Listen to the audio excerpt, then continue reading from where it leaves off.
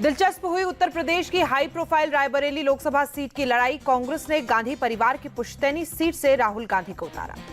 नामांकन के आखिरी दिन राहुल गांधी के नाम पर लगी मुहर। आखिरी समय में रेस से बाहर हुई प्रियंका गांधी। रायबरेली से राहुल का नाम आते ही प्रधानमंत्री मोदी का हमला। कहा, वायनाड में हार के डर से रायबरेली भागे शहजादे, अमेठी से लड़ने की हिम्मत नहीं बची।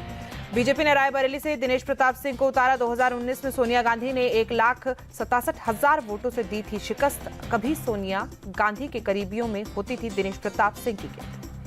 बहुजन समाज पार्टी के टिकट पर चुनाव मैदान में ठाकुर प्रसाद यादव। दलित वोटरों की बहुलता वाली सीट पर राहुल गांधी का खेल खराब कर सकते हैं मायावती के कैंडिडेट।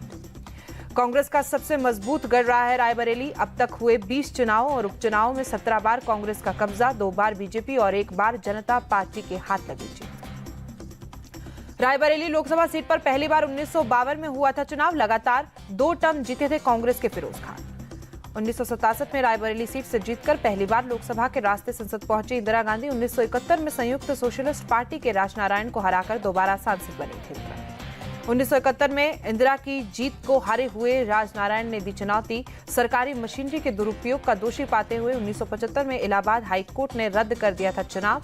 कोर्ट के फैसले के 13 दिन बाद ही इंदिरा गांधी ने देश में लगा दी थी इमरजेंसी। हाईकोर्ट से अगले 6 साल तक चुनाव लड़ने के अयोग्य ठहराई गई थी इंदिरा गांधी। सुप्रीम कोर्ट से मिली आंशिक राहत के बाद बची थी प्रधानमंत्री की कुर्सी। करीब 5 महीने बाद सुप्रीम कोर्ट ने पलटा था हाईकोर्ट का फैसला। 1952 से 1976 तक रायबरेली सीट पर रहा कांग्रेस का कब्जा। 1977 में इंदिरा गांधी की हार के साथ पहली बार कांग्रेस की गढ़ में हुई थी सेंधाई। आपातकाल विरोधी लहर में जनता पार्टी के राजनारायण ने रायबरेली में इंदिरा गांधी को दी थी शिकस्त। प्रधानमंत्री रहते हुए 50,000 से ज्यादा वोटों से हार गई थी इंदिरा गांधी।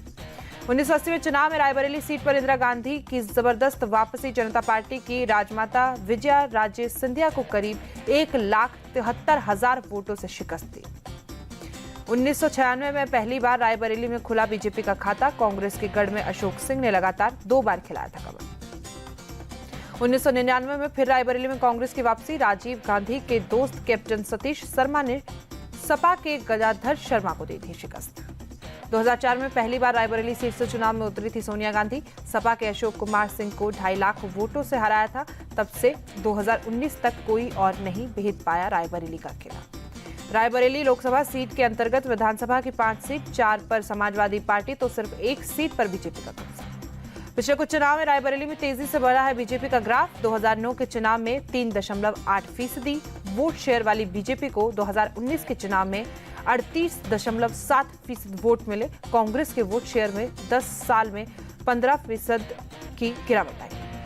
रायबरेली में सबसे ज्यादा 32% दलित वोटर, 11% ब्राह्मण, 9% राजपूत वोटर भी करते हैं हार और जीत का फैसला। रायबरेली में मुस्लिम वोटरों को भी अच्छी तादाद, करीब 12% मुस्लिम और 7% यादव मतदाता निभाते हैं बड़ी भूमिका।